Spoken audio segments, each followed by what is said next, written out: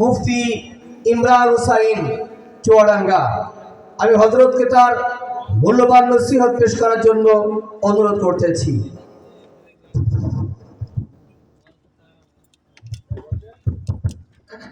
আসসালামু আলাইকুম ওয়া রাহমাতুল্লাহি ওয়া বারাকাতুহু।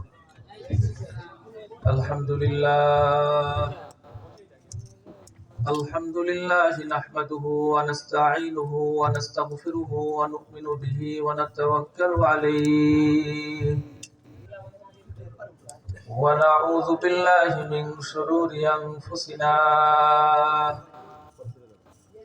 من يهده الله فلا مضل له ومن يضلله فلا هادي له ونشهد أن لا إله إلا الله وحده لا شريك له ونشهد أن محمدا عبده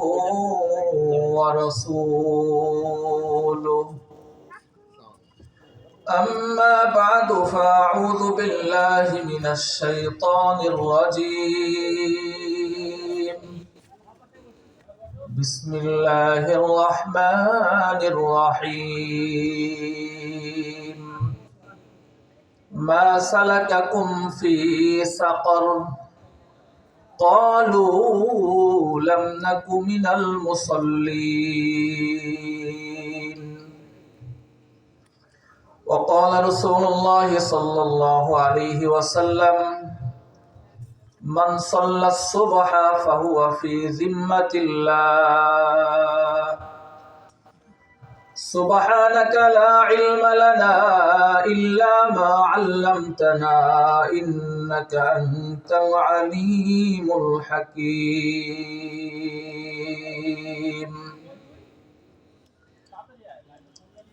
إن الله وملائكته يصلون على النبي يا أيها الذين آمنوا صلوا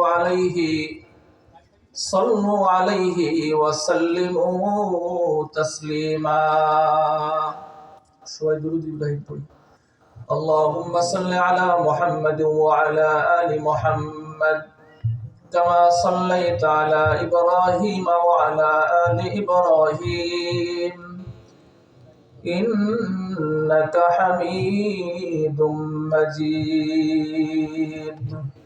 اللهم بارك على محمد وعلى آل محمد كما باركت على إبراهيم وعلى آل إبراهيم إنك حميد مجيد. لا إله إلا الله. لا إله إلا الله. সবাই মহব্বতের সাথে একটু জিকির করি। লা ইলাহা ইল্লাল্লাহ। मोहम्मद ने आकर कुफर को मिटाया, कुफर को मिटाकर सदाकत बताया। ला इलाहा इल्लल्लाह। ला इलाहा इल्लल्लाह मुहम्मदुर রাসূলুল্লাহ সাল্লাল্লাহু আলাইহি ওয়াসাল্লাম। ঐতিহ্যবাহী চুয়াডাঙ্গার মানবতার যুব সমাজ কর্তৃক আয়োজিত আজকের এই অধ্যকার মাহফিলের সম্মানিত সভাপতি, প্রধান অতিথি, প্রধান বক্তা, বিশেষ অতিথি হযরত উলামায়ে কেরাম, সমাজের বিভিন্ন অঞ্চল থেকে আগত ইসলাম প্রিয় দিন দরদি ভাই ও বাবাজিরা, পর্দার অন্তরালে অবস্থানরত শ্রদ্ধেয়া সম্মানিত মা ও বোনেরা, আল্লাহ পাক রব্বুল আলামিনের দরবারে অসংখ্য অগণিত শুকরিয়া আদায় করি যে মহান মালিক আমাকে আপনাকে আজকের দিন পর্যন্ত হায়াতে বাঁচিয়ে রেখে সুস্থ সবল অবস্থাতে আজকের এই মাহফিলে এসে দ্বীনি কিছু কথা বলার ও শোনার তৌফিক দান করলেন। সে মহান মালিকের দরবারে সকল গুজার হচ্ছি। সকলে ভক্তি ভরে সমস্বরে আবেগ ভরা কণ্ঠে বলি আলহামদুলিল্লাহ। আমি কোরআনুল কারীম থেকে কয়েকটা আয়াত তেলাওয়াত করেছি, এর আলোকেই কয়েকটা কথা বলবো ইনশাআল্লাহ। একেবারে সংক্ষিপ্ত কথা হবে ইনশাআল্লাহ। সূরাতুল মুদ্দাসসিরের ৪২ নম্বর আয়াতের মধ্যে আল্লাহ পাক রব্বুল আলামিন মানুষকে সৃষ্টি করেছেন, করার পরে কিছু বিধিনিষেধ দান করেছেন। কিছু বিধান আছে পালনীয়, আবার কিছু আছে বর্জনীয়। পালনীয় বিধান যদি কোনো ব্যক্তি পালন করে তো আল্লাহ পাকের হুকুম পুঙ্খানুপুঙ্খানু মানল, তো তার ঠিকানা জান্নাত। আর যে সমস্ত বান্দা বান্দিগুলো আল্লাহ পাকের হুকুম পুঙ্খানুপুঙ্খানু মানবে না, মন চাহি জিন্দেগি যাপন করবে, তো তাদের ঠিকানা হবে জাহান্নাম। তো জাহান্নামীদেরকে জিজ্ঞাসা করা হবে, আনিল মুজরিমিন মা সালাকাকুম ফি সাকার। আল্লাহ পাক কোরআন শরীফের মধ্যে বলতেছেন, সতর্ক করার জন্য যেন এই সমস্ত দোষে আমরা দোষী না হই। আল্লাহ বলতেছেন মা সালাকাকুম ফি সাকার, জাহান্নামীদেরকে জিজ্ঞাসা করা হবে কোন জিনিস তোমাদেরকে আজকে জাহান্নামের মধ্যে নিয়ে আসছে। তো তখন তারা চারটা দোষের কথা বলবে, যে চারটা দোষের কারণে আমরা আজকে জাহান্নামে আসছি। ১ নম্বর দোষ হলো লাম নাকু মিনাল মুসাল্লিন, দুনিয়াতে আমরা মুসল্লি ছিলাম না, নামাজ পড়তাম না, এ কারণে জাহান্নামে আসছি। তাহলে নামাজ অত্যন্ত গুরুত্বপূর্ণ একটি বিধান। কথা বলেন বাপ, কথা ঠিক না?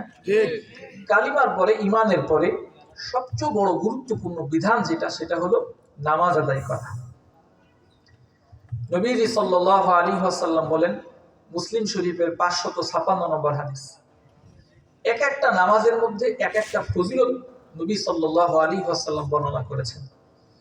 এই হাদিসের মধ্যে নবী বলেন, মান সাল্লা সুবহা ফাহুয়া ফি জিম্মাতিল্লাহি, যে ব্যক্তি ফজরের নামাজ পড়লো সে আল্লাহর জিম্মায় চলে গেল। বলেন, আল্লাহর জিম্মায় যদি কোনো ব্যক্তি থাকে তো তার সব চাহিদা পূরণ করবেন কে বাপ? জোরে বলেন আল্লাহ তাআলা পূরণ করে দেবেন। কথা বলেন ঠিক কিনা? মুসলিম শরীফের ৫৫৭ নম্বর হাদিস, নবীজি সাল্লাল্লাহু আলাইহি ওয়াসাল্লাম বলেন, মান সাল্লাল ইশা ফি জামাআতিন কাআন্নামা কামা নিসফাল লাইল ওয়া মান সাল্লাস সুবহা ফি জামাআতিন কাআন্নামা সাল্লাল লাইলা কুল্লাহু।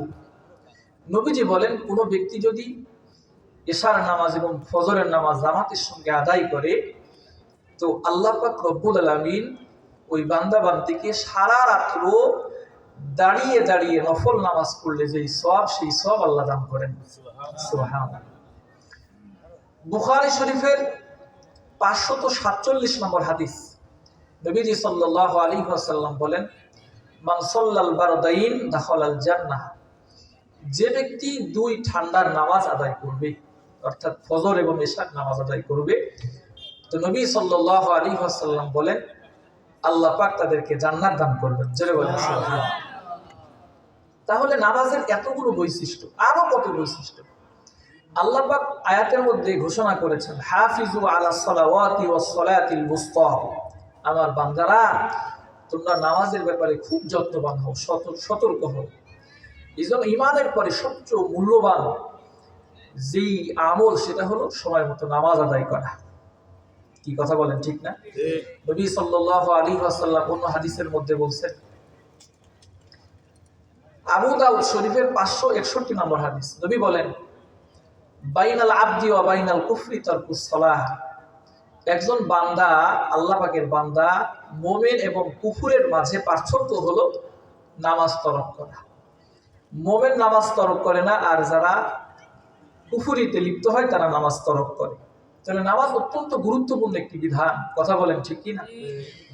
তো নামাজ কেন পড়বো না? আল্লাহ পাক আমাকে এত সুন্দর স্ট্রাকচার দান করেছেন, আমার আপাদমস্তকে কত নাজ নিয়ামত দান করছেন। আমাদের কাছ থেকে আল্লাহ পাক চান যে আল্লাহ পাকের গোলামিতে আমরা সময় ব্যয় করি। কথা বলেন ঠিক না? কত নিয়ামত দান করছেন। প্রথমত নিয়ামত আল্লাহ পাক আমাদেরকে দান করছেন যে আল্লাহ আমাদের মুসলমান বানাইছেন। কথা বলেন ঠিক না?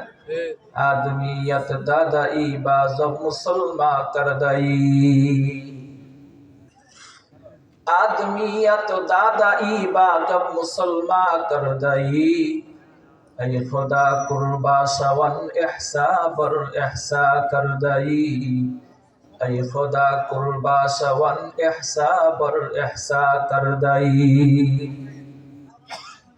মুসলমান ভাইরারে আমার, আল্লাহ রাব্বুল আলামিন আমাদের আপদমস্তকে কত সুন্দর সুন্দর নিয়ামত দান করেছেন। এই সুন্দর নিয়ামত দান করার পরে আল্লাহ পাক রব্বুল আলামিন বিভিন্ন সময় আমাদেরকে আদেশ করেছেন, বিভিন্ন সময়ে বিভিন্ন কাজ করার জন্য বলেছেন। তার মধ্যে একটা করণীয় কাজ হলো আল্লাহ পাকের হুকুম নামাজ আদায় করা। গুরুত্বপূর্ণ একটি বিধান। মুসলমান ভাইরারে আমার, আমি আপনি আমাদের জীবন চলে এমন গতিবিধান এমন হয়েছে, নামাজ বর্জন করলে আমাদের মধ্যে কোনো আফসোস হয় না। কিন্তু নবী সাল্লাল্লাহু আলাইহি ওয়াসাল্লামের সাহাবীদের মাঝখানে সুস্থ অবস্থায় নামাজ পড়তে পড়তে এমন অভ্যস্ত হয়েছে, অসুস্থ অবস্থায় সুন্দর করে নামাজ যখন পড়তে পারে না, তখন তারা বলে এই জীবন রেখে আর লাভ নাই, যে এই জীবনে সুন্দর করে নামাজ পড়তে পারি না। আফসোস করে করে বলতো, হায় নামাজ সুন্দর করে পড়তে পারতেছি না, বেঁচে থাকে লাভটা কি, নামাজ তুই না পড়তে পারি। কেমন তাদের নামাজের প্রতি যত্নবান কেমন ছিলেন। যেমন কিতাবের মধ্যে আছে, হযরত ওমর ফারুক রাদিয়াল্লাহু তাআলা আনহু তিনি যখন খলিফা হলেন, ওনাকে হত্যা করার জন্য এক মানুষই গোলাম আবু লুকলু পিছনে ওট পেতে ফজরের জামাত চলতেছে, এমন সময় পিছনে দাঁড়িয়েছে।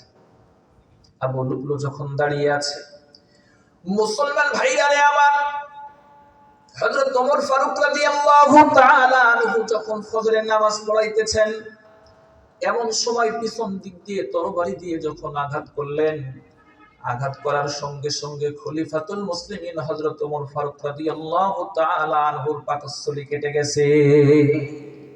পাকস্থলী কাটার সাথে সাথে খাবার পেট দিয়ে বের হওয়া শুরু হয়েছে। মুসলমান ভাইরারে আমার, সাহাবীদের মধ্য থেকে কোন একজন ব্যক্তি নামাজ পড়িয়ে দিলেন। পড়ানোর পরে খলিফাতুল মুসলিমিন হযরত ওমর ফারুক রাদিয়াল্লাহু তাআলা আনহুকে ধরাধরি করার পরে যখন বাসায় নিয়েছে, সাহাবীদের মাঝখানে যখন সংবাদ ছড়িয়ে পড়েছে হযরত ওমর ফারুক রাদিয়াল্লাহু তাআলা আনহুর উপরে মানুষটি যখন আঘাত করেছে, পালিয়ে চলে গেছে, এক পর্যায়ে তাকেও যখন হত্যা করে ফেলেছে, সাহাবীরা সবাই বৃক্ত হস্তে, কেউ বা হাতের মধ্যে অনেক কিছু নিয়ে হযরত ওমর ফারুক রাদিয়াল্লাহু তাআলা আনহুকে দেখার জন্য চলে আসছে। মুসলমান ভাইরারে আমার, এমন সময় নবীজির নাতি হযরতে হাসান রাদিয়াল্লাহু তাআলা আনহু ওমর ফারুক রাদিয়াল্লাহু তাআলা আনহুর সামনে দাঁড়িয়ে আছেন, এমন সময় হযরত ওমর রাদিয়াল্লাহু তাআলা আনহুকে বলেন, খলিফাতুল মুসলিমিন, এখন তো আমি দেখতেছি আপনার চেহারার মধ্যে মালিন্যতার ছাপ, কেমন জানি আপনি টেনশনের মধ্যে পড়ে গেছে। খলিফাতুল মুসলিমিন, আপনি কি জানেন না আমার নানা আপনার ব্যাপারে ঘোষণা দিয়েছেন, লাউ কানা বাদি নাবিয়্যুন লাকানা ওমর, আমার পরে যদি কোনো নবী হতো সে ওমর হতো। শুধুমাত্র তা নয়, আপনার জবানকে মেজাজে ওহী বলা হয়। আপনার সিদ্ধান্ত যেই দুনিয়াতে দিয়েছেন আল্লাহ পাক রব্বুল আলামিন, আপনার সিদ্ধান্ত এবং আপনার পরামর্শ ভিত্তিক আল্লাহ পাক রব্বুল আলামিন একাধিক কোরআনের আয়াত নাজিল করে দিয়েছে।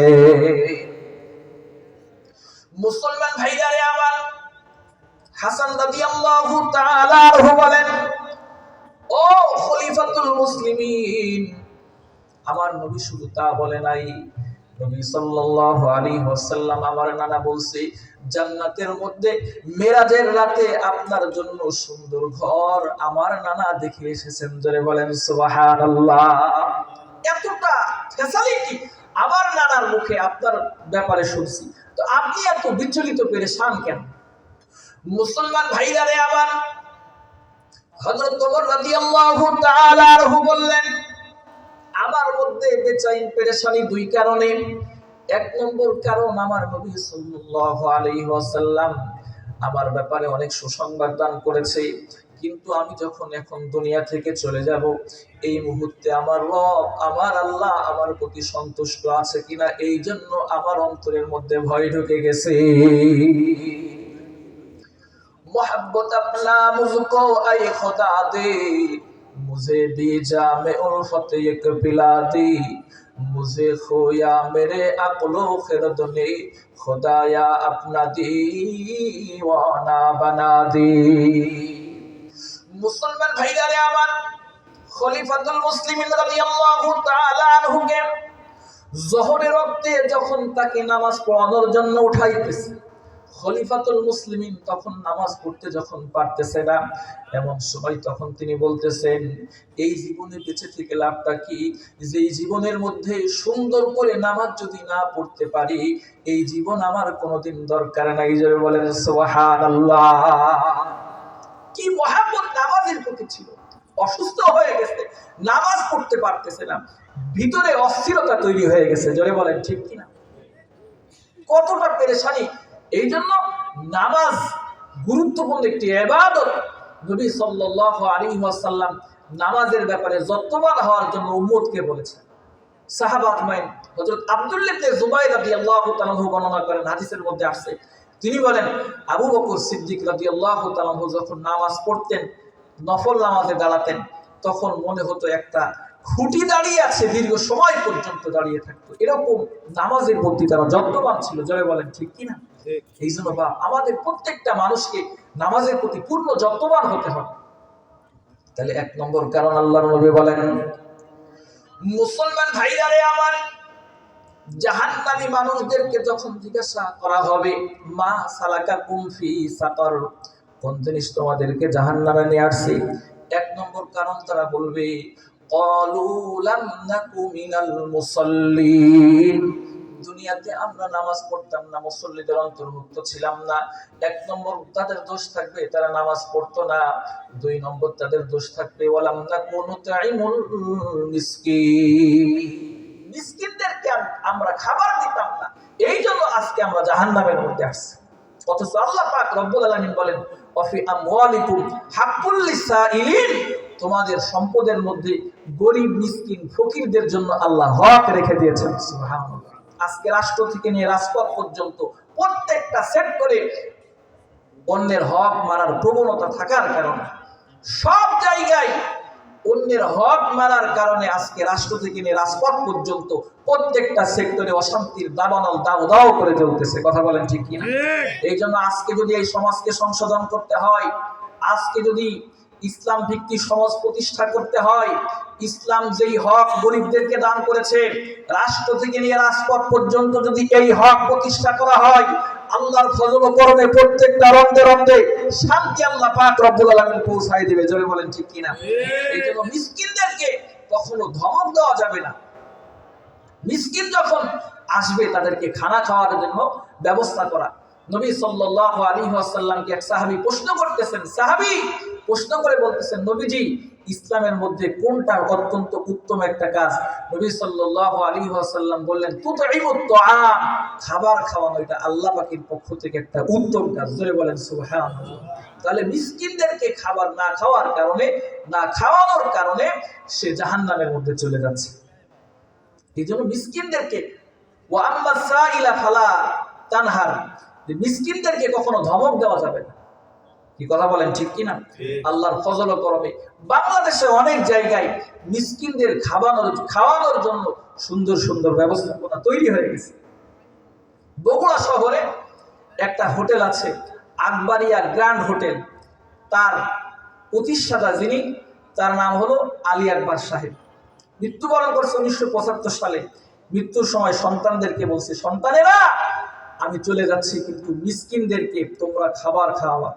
এই হোটেলের নিয়ম হলো রাত 11টা থেকে নিয়ে 12টা পর্যন্ত যত গরিব মিসকিন আসবে খাওয়ার জন্য সব ফ্রি। সুবহানাল্লাহ। আল্লাহ পাক সেই সমস্ত মানুষদেরকে, হোটেলের মালিকদের সম্পদ আল্লাহ কমান নাই। জোরে বলেন সুবহানাল্লাহ। আল্লাহ পাক আস্তে আস্তে বাড়াইতে আছে, আস্তে আস্তে বাড়াইতে আছে। এই জন্য মিসকিনদের হক যদি কোনো ব্যক্তি দেয়, তো আল্লাহ পাক রব্বুল আলামিন তাদের সম্পদ কোনো সময় কমান না। জোরে বলেন সুবহানাল্লাহ। এবং মানুষদেরকে যদি খাবার খাওয়ায়, আল্লাহ পাক তাদের প্রতি এতটা খুশি হয়, কোরআন শরীফে তাদের প্রশংসা করে আল্লাহ আয়াত পর্যন্ত নাজিল করেছেন। সুবহানাল্লাহ। যেমন তাফসীরে কিতাবের মধ্যে আসছে, আল্লাহ নবী সাল্লাল্লাহু আলাইহি ওয়াসাল্লামের কাছে কিছু বাহিরার থেকে কিছু মেহমান আসছে। নবীজি ঘরের মধ্যে লোক পাঠাচ্ছে, যাও আমার ঘরে কোনো খাবার আছে কিনা দেখো। সাহাবা আজমাইন খাবার তালাশ করার পরে নবীজিকে বলতেছেন, নবীজি ঘরের মধ্যে যত খাবার ছিল সমস্ত খাবার শেষ হয়ে গেছে। নবী সাল্লাল্লাহু আলাইহি ওয়াসাল্লাম তখন বলতে, সাহাবীদের মধ্যে তোমরা কেউ কি আসো এই মেহমানকে তোমরা মেহমানদারি করাবো? তখন একজন সাহাবী দাঁড়িয়ে গেলেন। মুসলমান ভাইরা আমার, সাহাবীর নাম হলো আবু তালহা রাদিয়াল্লাহু তাআলা আনহু। নবীর এই সাহাবী মেহমানকে নিয়ে আস্তে আস্তে যখন বাড়ির দিকে চলে যাই, যাওয়ার সঙ্গে সঙ্গে বিবির সঙ্গে সাক্ষাৎ করলেন। সর্বপ্রথম সাক্ষাৎ করার পরে বলতেছেন, বিবি দামি একজন মেহমান আনছি, আমার ঘরের মধ্যে কোনো খাবার থাকলে সেটা প্রস্তুত করো। বিবি তখন বলে, ঘরের মধ্যে এ পরিমাণ খাবার আছে, আমি যদি ভক্ষণ করি তাহলে আপনার হবে না, আপনি যদি ভক্ষণ করেন তাহলে আমার পর্যন্ত হবে না। মুসলমান ভাইরা আমার, কিন্তু মহিলা ছিল নবীজির সাহাবী দিনদার। এই জন্য মহিলা বলতেছেন, স্বামী আপনার কোনো চিন্তা করার কোনো কারণ নাই, পেরেশান হওয়ার কোনো কারণ নাই, যেহেতু নবী সাল্লাল্লাহু আলাইহি ওয়াসাল্লামের দামি মেহমান আমার ঘরের মধ্যে আসছে, আমি এই মেহমানকে সুন্দর করে আল্লাহর জন্য খাবার খাওয়ানোর ব্যবস্থা করে দিব। জোরে বলেন সুবহানাল্লাহ। মুসলমান ভাইরা আমার, স্ত্রী তখন বলতেছে, স্বামী দস্তরখানার মধ্যে খাবার আমরা সুন্দর করে পরিবেশন করার পরে মেহমান সহ আমার সন্তানদেরকে নিয়ে খাওয়ার জন্য আমরা যখন বসে যাব, এমন সময় হারিকেনটা সুন্দর করে ঠিক করার জন্য আমি বাহানা দিয়ে হারিকেনটা যখন নিভিয়ে দিব, এমন সময় আমরা সবাই মুখ চুকাবো, কিন্তু আমরা কেউ ভক্ষণ করব না, বরং মেহমানকে সুন্দর করে আপ্যায়নের ব্যবস্থা করে দেব। জোরে বলেন সুবহানাল্লাহ। একে পুরুষিদ আজা গম করদ ফরজন্দ কে আই রোশন গোহার পীরে খরদমান যে মিসরাশ বুয়ে পীরি হাশামিদি চেরা দরজা হে কে নানাস মদিদি বাগুফত আহওয়া লেমা বরকে জাহানাস দমে পয়দা ওলে গরদম নহানাস গহে বাত রেমে আলা নশিনম গহে বর পুষতে পায়ে খুদ নবীনম আগার দরবেশ বড়া হালে বামন্দে আগার দরবেশ বড়া হালে বামন্দি সরে দস্তজ তো আলম বর ফসন্দি। মুসলমান ভাইরা আমার, মহিলা যখন এই কথা বলেছেন, সুন্দর করে মেহমানকে তারা পরিতৃপ্ত করে যখন খাইয়ে দিয়েছে, সকালবেলা যখন নবী সাল্লাল্লাহু আলাইহি ওয়াসাল্লামের দরবারে যখন যাই, নবী সাল্লাল্লাহু আলাইহি ওয়াসাল্লাম আল্লাহর নবী আবু তালহা রাদিয়াল্লাহু তাআলা আনহুর চেহারার দিকে তাকিয়ে তাকিয়ে মুস্কি মুস্কি হাসা শুরু করে দিয়েছেন। সুবহানাল্লাহ। মুসলমান ভাইরা আমার, আল্লাহ রাব্বুল আলামিন এই দৃশ্য দেখার পরে কোরআন শরীফের মধ্যে আয়াত নাযিল করে দিয়েছেন, নবীজি আপনার উম্মতের মধ্যে এমন কিছু মানুষ আছে তারা নিজে ক্ষুধার্ত থাকার পরেও কিন্তু অন্য মানুষকে প্রাধান্য দিয়ে চলে। আল্লাহ পাক রব্বুল আলামিন তাদের প্রশংসা করে আয়াত পর্যন্ত নাযিল করে দিয়েছেন। সুবহানাল্লাহ। মুসলমান ভাইরা আমার, এই জন্য আমরা যদি মিসকিনদেরকে খাবার দিই, মানুষকে যদি খাবার বন্টন করে দিই, আল্লাহ পাক রব্বুল আলামিন আমাদের প্রতি খুশি হয়ে যাবেন, জাহান্নাম থেকে আমাদেরকে আল্লাহ তাআলা পরিত্রাণ দিয়ে দিবেন। জোরে বলেন সুবহানাল্লাহ। মুহাব্বতের জন্য, আল্লাহর ভালোবাসার জন্য আমাদের প্রত্যেকটা মানুষকে, যেহেতু আমিও আল্লাহর বান্দা, সেও আল্লাহর বান্দা, এই জন্য আমি আল্লাহর বান্দা হওয়া সত্ত্বেও আরেক বান্দাকে কখনো ধমক দিতে পারি না। জোরে বলেন ঠিক কিনা? এটা আল্লাহ পাক রব্বুল আলামিনের একটা হক, নামাজ পড়া, আর এটা হলো বান্দার হক, তার হক আদায় করে দেওয়া। কথা বলেন ঠিক কিনা? মুসলমান ভাইরা আমার, 3 নম্বর দোষ, যখন তাদেরকে জিজ্ঞাসা করা হবে কোন জিনিসের কারণে তোমরা জাহান্নামে আসছো, তখন 3 নম্বর দোষ তারা বলবে, ওয়াকুন্না নাকুদু মাআল খায়িদিন। আমরা হলাম যারা যে সমস্ত মানুষগুলো সমালোচনা করত, যে সমস্ত মানুষগুলো গীবত শিকায়ত করত, আমরা ওই সমস্ত মানুষের সঙ্গে সব সময় বসে বসে গীবত শিকায়ত এবং সমালোচনার মধ্যে লিপ্ত হয়ে যেতাম। গীবত শিকায়তের মধ্যে আমরা লিপ্ত হতাম, সমালোচনা করতাম। ভাই, সমালোচনার কয়েকটা তবকা আছে। একটা হলো যে সমালোচনা করে সে ব্যক্তি নিজে, আর একটা হলো যার সামনে সমালোচনা করতেছে সে একটা ব্যক্তি। আর যার সম্পর্কে সমালোচনা করে সে আরেকটা ব্যক্তি। নিজে যদি সমালোচনা করে তার উদ্দেশ্য হলো যার সমালোচনা করে তার অনিষ্ট থেকে বাঁচার জন্য যদি সে নিয়ত করে তাহলে এ ধরনের সমালোচনা করা যায়। যেমন কোর্টে যখন জজ সাহেবের সামনে আসামির বিপক্ষে সমালোচনা করা হয়, আসামি থাকে না কেন? তার এই দোষ থেকে বাঁচার জন্য। 2 নম্বর, এমন ব্যক্তির কাছে সমালোচনা করা যার ব্যাপারে সেই ব্যক্তি যেন তাকে সতর্ক করে ভালো হওয়ার জন্য। যেমন কোনো ছাত্র শিক্ষকের কাছে অন্য এক ছাত্রের ব্যাপারে সমালোচনা করছে, তাকে শাসন করার জন্য, এটাও করা যায়। আরেকটা হলো কোনো জাতি কোনো ব্যক্তির দ্বারা যদি বিভ্রান্ত হয় তাহলে জাতিকে সতর্ক করার জন্য সমালোচনা করা যায়। যেমন কাদিয়ানী ফিরকা শেষ নবী মানতেছে না, নবী সাল্লাল্লাহু আলাইহি ওয়াসাল্লামের নবুয়তের উপরে আঘাত এনে তারা কথা বলতেছে, জাতিকে সতর্ক করার জন্য কাদিয়ানীদের বিরুদ্ধে বলতেই হবে। এই 3 কোয়ালিটির সমালোচনা যায়। আর একটা হলো তাকে সতর্ক করার উদ্দেশ্য নয়, নিজে সতর্ক হওয়ার উদ্দেশ্য নয়, বাঁচার উদ্দেশ্য নয়, জাতিকে সতর্ক করার উদ্দেশ্য নয়, বরং তার অযথা তার সমালোচনা করা হয়। এই ধরনের সমালোচনা করা সম্পূর্ণ হারাম এবং কবিরা গুনাহ। এই জন্য আল্লাহ পাক রব্বুল আলামিন বলেন, মুসলমান ভাইরারে আমার, এই সমস্ত পাপীগুলো বলবে ওয়াকুন্না নাখুদু মাআল খাইদিন, আমরা সবসময় সমালোচনা করার মধ্যে লিপ্ত হতাম। অনেক মানুষ এমন আছে বিভিন্ন সময় ফাহিশা কথার মধ্যে, এমনকি বেহুদার কথার মধ্যে, চায়ের স্টলের মধ্যে, গল্প গুজবের মধ্যে লিপ্ত হয়ে যায়, ঠিক কিনা বা? এই জন্য আমাদের জবানটাকে সুন্দর করতে হবে, সমালোচনা করা থেকে, গালিগালাজ করা থেকে সবসময় আমাদেরকে সতর্ক থাকতে হবে। মুসলমান ভাইরারে আমার, 4 নম্বর দোষের কথা তারা বলেন ওয়াকুন্না নুকাযযিবু বিয়াউমিদ্দিন, আমরা কিয়ামতের দিবসের ব্যাপারে মিথ্যা প্রতিপন্ন করতাম। হাত্তা আতানাল ইয়াকিন, এমন পর্যায়ে আমাদের কাছে মৃত্যু পর্যন্ত এসে গেছে আর আমরা সতর্ক হইতে পারি নাই। মুসলমান ভাইরারে আমার, আল্লাহ রাব্বুল আলামিন হাসরের ময়দানে আমাদের প্রত্যেকটা মানুষকে তুলবেন। আখিরাতের ময়দানকে আল্লাহ পাক রব্বুল আলামিন যে বিস্তৃত করবেন, সেখানে সমস্ত মানুষদেরকে উত্তোলন করবেন। এই জন্য আখিরাতের ময়দানের জন্য আমাদের প্রত্যেকটা মানুষকে সে আখিরাতের সামানা প্রস্তুত করে কিন্তু কবরে যাওয়া লাগবে। জোরে বলেন ঠিক কিনা? खुदा को है दिखाना एक दिन, कब्र में होगा ठिकाना एक दिन, दारे फानी की सजावट पर न जाने की उसे अपने असली घर सजा। मुसलमान भाईरारे আমার, ওই আখিরাতকে কখনো অস্বীকার করার মতো কোনো কারণ নাই। দুনিয়াতে যত সম্প্রদায় আছে সমস্ত সম্প্রদায় সবকিছু অস্বীকার করতে পারে, কিন্তু তারা মৃত্যুকে কখনো অস্বীকার করতে পারে না, আখিরাতকে পর্যন্ত তারা অস্বীকার করে। কিন্তু আল্লাহ পাক রব্বুল আলামিন বলেন যে সমস্ত মানুষগুলো আখিরাতকে অস্বীকার করবে, আল্লাহ পাক রব্বুল আলামিন তাদেরকে জাহান্নামের মধ্যে ফালায়া দিবে। জোরে বলেন নাউযুবিল্লাহ। মুসলমান ভাইরারে আমার, এই জন্য আখিরাতের প্রস্তুতি গ্রহণ করে আমাদের প্রত্যেকটা মানুষকে চলতে হবে।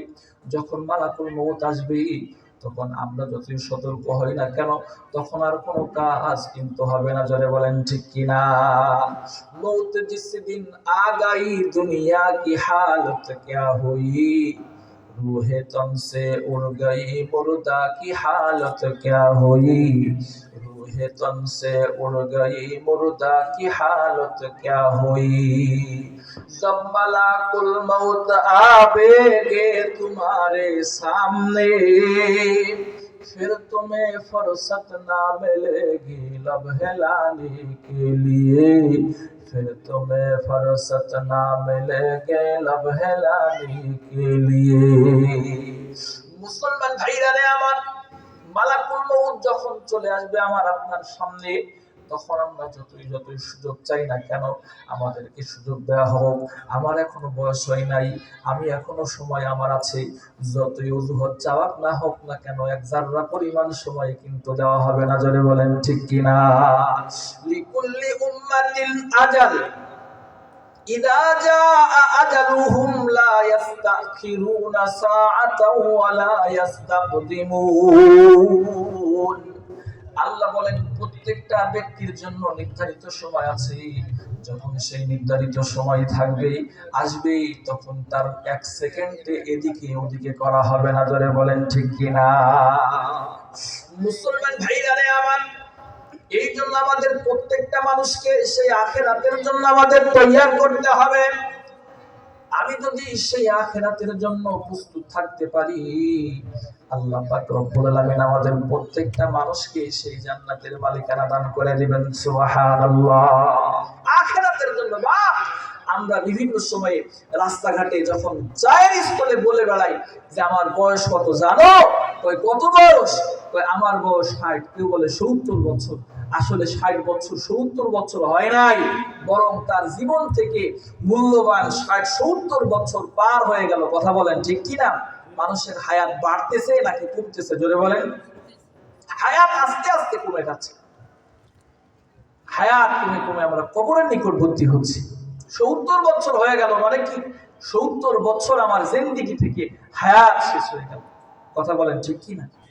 এই জন্য আমাদের প্রত্যেকটা মানুষকে খুব চিন্তা ভাবনা করে কদম ফেলা লাগবে।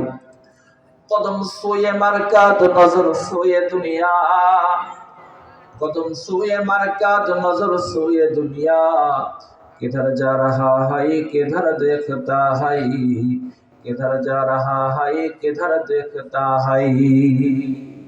মুসলমান ভাইরা রে আমার, এই জন্য আমাদের প্রত্যেকটা মানুষকে যেহেতু আখিরাতে যাওয়া লাগবে, এই জন্য সেই আখিরাতের সামানা প্রস্তুত করে যাওয়া লাগবে।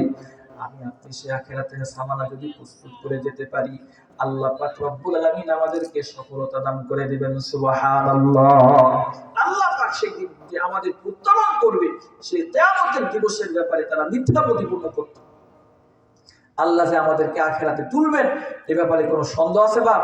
কোনো সন্দেহ নাই, উঠতেই হবে, উঠতেই হবে। আল্লাহ পাক রব্বুল আলামিন যে কোরআন শরীফের মধ্যে বলছে, আল্লাহ পাক রব্বুল আলামিন যে তুলবেন, সেই দিন যত যাই করি না কেন কোনো কাজ হবে না, আফসোস করা ছাড়ার কোনো কাজ হবে না, সব শেষ হবে।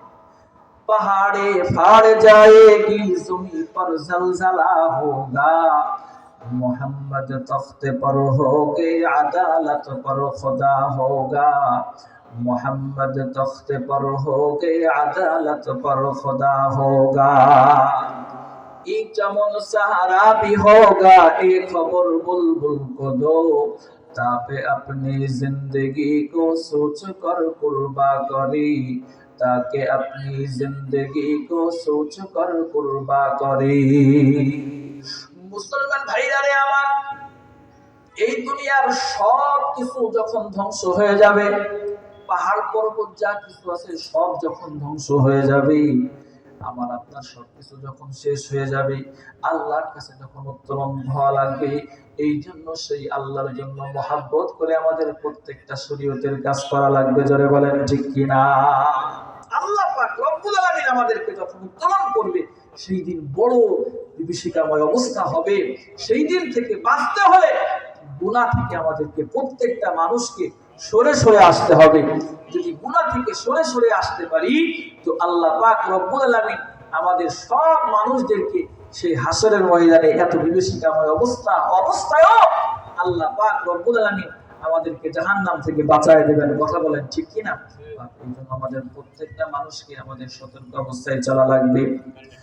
মুসলমান ভাইরা রে আমার, আমি আপনি দুনিয়াতে বড় বিল্ডিং বানালাম, বড় 10 তলা 20 তলা পাইলিং করে বিল্ডিং বানালাম, বানানোর পরে কোন বান্দা বান্দি যখন দুনিয়া থেকে চলে যায়, সমস্ত মালিকানা রেখে সে রিক্ত হস্তে চলে যায়, যত কিছু সম্পদ সেখানে ব্যয় করলো, এক জাররা পরিমাণ সম্পদ নিয়ে সে কিন্তু কবরে যাইতে পারবে না। জোরে বলেন ঠিক কিনা?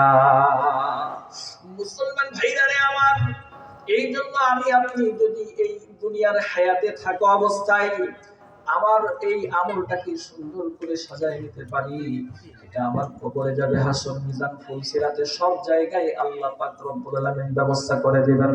সুবহানাল্লাহ। কুওয়াতে নেকি নাদারি বদমাকুন, কুওয়াতে নেকি নাদারি বদমাকুন, বরবুজুদে খুদ সতম বে হদমাকুন, বরবুজুদে খুদ সতম বে হদমাকুন। মুসলমান ভাইরা রে আমার, এ দুনিয়ার মানুষ, তোমার যদি নেক কাজ করার শক্তি না থাকে, অন্তত গুনার কাজ করে নিজের অস্তিত্বের উপর জুলুম করো না। এই জন্য আমাদের প্রত্যেকটা মানুষকে আমাদের গুনার কাজ ছেড়ে নেকির কাজ করা লাগবে। আল্লাহ পাক রব্বুল আলামিন বলেন, মান আমিলা সলিহান ফালিনাফসিহি ওয়া মান আসাআ ফাআলাইহা ওয়া মা রাব্বুকা বিযাল্লামিল লিল আবিদ।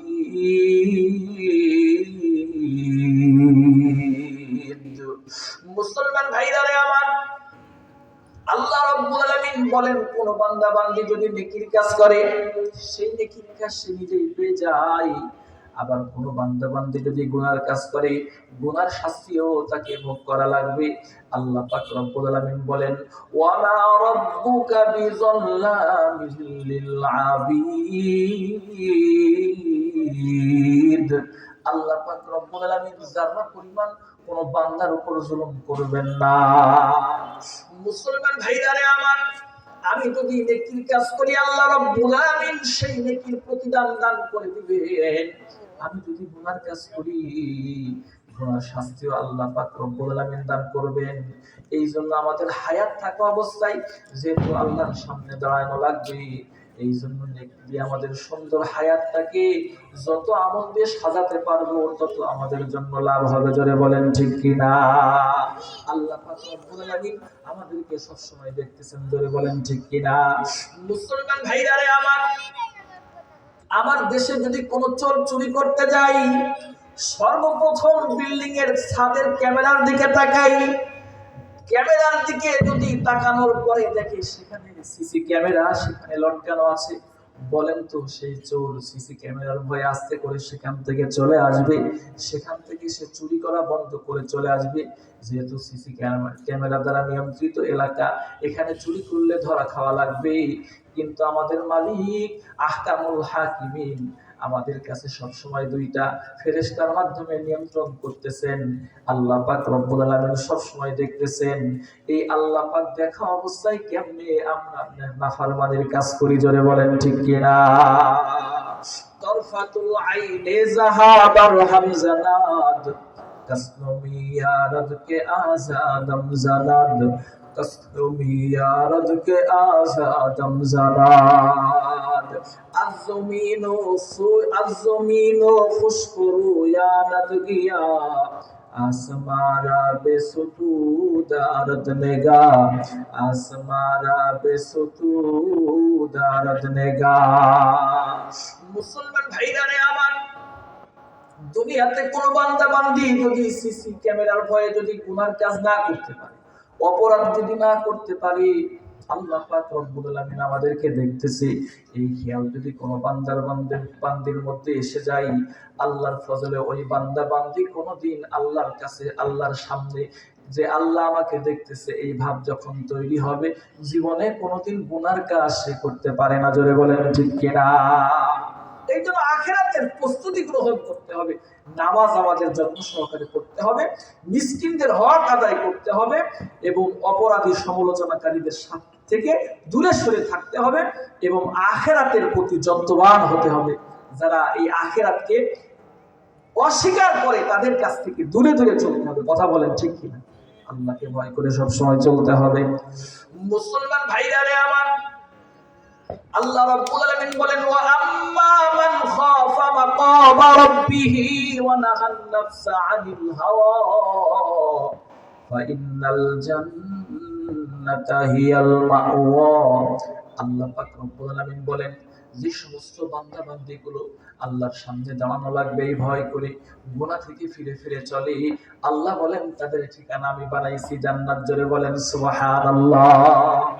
মুসলমান ভাইরা রে আমার, তাফসীরে কুরতুবী সূরার মধ্যে লেখে, এই আয়াতের তাফসীর করতে গিয়ে আল্লামা কুরতুবী রাহমাতুল্লাহি আলাইহি হাসিয়ার মধ্যে তিনি লিখেছেন, ইমাম শাফি রাহমাতুল্লাহি আলাইহির জামানার মধ্যে স্বামী স্ত্রী দুইজন এক পর্যায়ে ঝগড়া হয়েছে।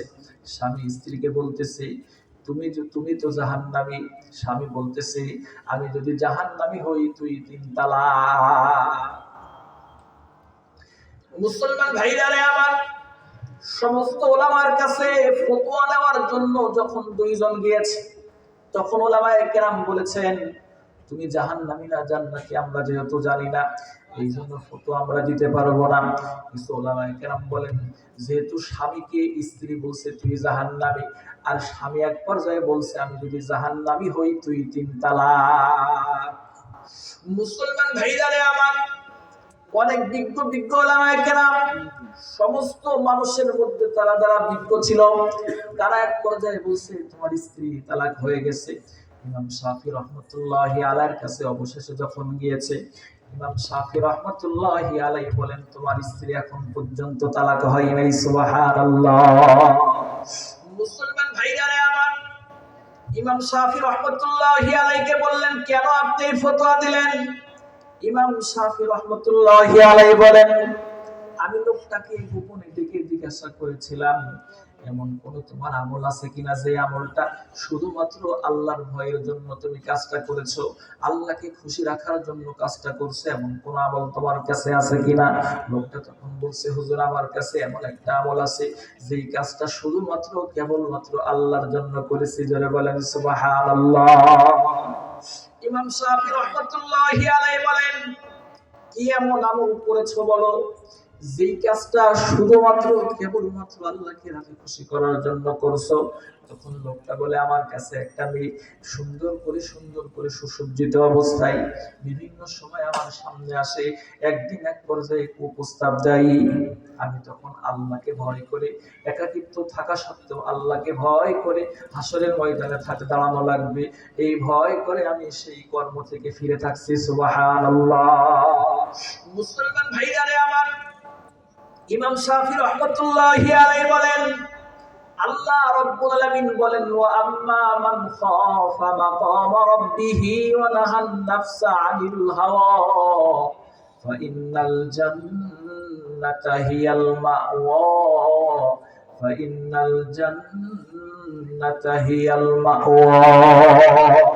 ইমাম শাফি রাহমাতুল্লাহি আলাইহি বলেন, আল্লাহ পাক রব্বুল আলামিন যেহেতু বলেছেন যে সমস্ত মানুষগুলো হাসরের ময়দানে আল্লাহর সামনে দাঁড়িয়ে দাঁড়িয়ে হিসাব দেওয়াকে ভয় করে জাহান্নামের ভয়ে গুনাহ থেকে ফিরে ফিরে চলবে, আমি আল্লাহ পাক রব্বুল আলামিন তাদের জন্য বানাইছি জান্নাত। সুবহানাল্লাহ। এই আয়াতের ভিত্তিতে আমি বলতেছি তার স্ত্রী তালাক হয় নাই। জোরে বলেন সুবহানাল্লাহ। মুসলমান ভাইরা রে আমার, এই জন্য প্রত্যেকটা মানুষের মধ্যে যদি আল্লাহর ভয় এসে যায়, তার মধ্যে গুনাহ করার স্ত্রী আস্তে আস্তে কমতে থাকে। এই জন্য আমাদের প্রত্যেকটা মানুষকে আল্লাহর ভয় কামনা করতে হবে, আল্লাহর জন্য মহাব্বত কামনা করতে হবে। মহাব্বত আপনা মুঝকো আই খোদা দে, মুঝে भी जामे उल्फत एक पिला दी, मुझे भी जामे उल्फत एक पिला दी, मुझे खोया मेरे अक्लो खिरद ने, खुदाया अपना दीवाना बना दे, खुदाया अपना दीवाना बना दे। मुसलमान भाईरा रे আমার, এই জন্য দুনিয়ার এই হায়াতটাকে সুন্দর করে সুসজ্জিত করতে হবে। আল্লাহ পাক রব্বুল আলামিনের কাছে মহাব্বত কামনা করতে হবে। আল্লাহ পাকের মহাব্বত নিয়ে যদি কোনো বান্দা বান্দি চলতে পারে, আল্লাহ পাক রব্বুল আলামিন তাকে জান্নাতের মালিকানা দান করে দিবেন। জোরে বলেন সুবহানাল্লাহ। মনে করেন কোন বান্দা বান্দি যদি কক্সবাজার, ঢাকায় কোথাও যায়, সেখানে যাওয়ার পরে তার যদি কোনো আত্মীয় স্বজন সেখানে থাকে, তো যাওয়ার পরে সেখানে যাওয়ার সঙ্গে সঙ্গে তার সমস্ত আত্মীয় স্বজন তাকে রিসিভ করবে, আমার অত্যন্ত ক্লোজ মানুষ, আমি তাকে সঙ্গ দিব। কথা বলেন ঠিক কিনা? এই সমস্ত মানুষগুলো দুনিয়ার হায়াত থাকা অবস্থায়, মুসলমান ভাইরা রে আমার, আল্লাহ রাব্বুল আলামিনের সঙ্গে সম্পর্ক তৈরি করে দিবেন। আল্লাহ রাব্বুল আলামিনকে রব হিসেবে স্বীকার করে আল্লাহর ভয়ে গুনাহ থেকে ফিরে ফিরে চলবে। আল্লাহর সঙ্গে যখন সম্পর্ক হবে, এই বান্দা বান্দী যখন দুনিয়ার হায়াত থেকে হাসরের ময়দানের দিকে যখন চলে যাবে, আলামুল বারজাকে যখন চলে যাবে, আল্লাহ পাক রব্বুল আলামিন তখন ফেরেশতাদেরকে বলবে, আমার অত্যন্ত রিলেটিভ, আমার অত্যন্ত নিকটতম বান্দা, জোরে বলেন সুবহানাল্লাহ। আল্লাহ বলবেন, ওয়া আফরিশু মিন ফিরাশিল জান্নাহ ওয়া আলবিসু মিন লিবাসিল জান্নাহ, আমার বান্দা বান্দির কবরে জান্নাতের বিছানা বিছায়া দাও, জান্নাতের ফরাশ বিছায়া দাও। আল্লাহর সঙ্গে সম্পর্ক করলে আল্লাহ রাব্বুল আলামিন জান্নাতের মালিকানা দান করে দিবেন, জোরে বলেন সুবহানাল্লাহ। মুসলমান ভাইরা রে আমার, এই যুবক ভাইরা, এই জন্য এখনো সময় আছে, এখনই আল্লাহ পাকের সামনে তওবা করে ফিরে আসতে হবে। তওবা করে যদি ফিরে আসি, আল্লাহকে ভয় করে চলতে পারি, আল্লাহ পাক রব্বুল আলামিন আমাদেরকে অবশ্যই আল্লাহর বন্ধু বানায় নেবেন। তোর জওয়ানে তওবা করতাম শিওয়ে পয়গম্বরি, वक्त पीरे गुर्गे जालिम निशावत परहेजगारी, वक्त पीरे गुर्गे जालिम निशावत परहेजगारी। মুসলমান ভাইরা রে আমার, যৌবন বয়সে তওবা করা হলো পয়গম্বরদের খাসলাত। এই জন্য যৌবন বয়সে কোন বান্দা বান্দি যদি গুনাহ থেকে ফিরে ফিরে চলতে পারে, আল্লাহর নবী সাল্লাল্লাহু আলাইহি ওয়াসাল্লাম বলেন, হাসরের ময়দানে যখন সেই বিভীষিকাময় অবস্থা তৈরি হবে, আল্লাহু আকবার, সেই দিন আরশের ছায়া ছাড়া কোনো ছায়া থাকবে না। যে সমস্ত যুবকগুলো যৌবনে ইবাদতের মধ্যে সময় কাটাবে, আল্লাহ পাক রব্বুল আলামিন ওই যুবকদেরকে আরশের ছায়ার নিচে জায়গা ব্যবস্থা করে দিবেন, জোরে বলেন সুবহানাল্লাহ। ওয়া শাবুন নাশা ফি ইবাদাতিল্লাহ,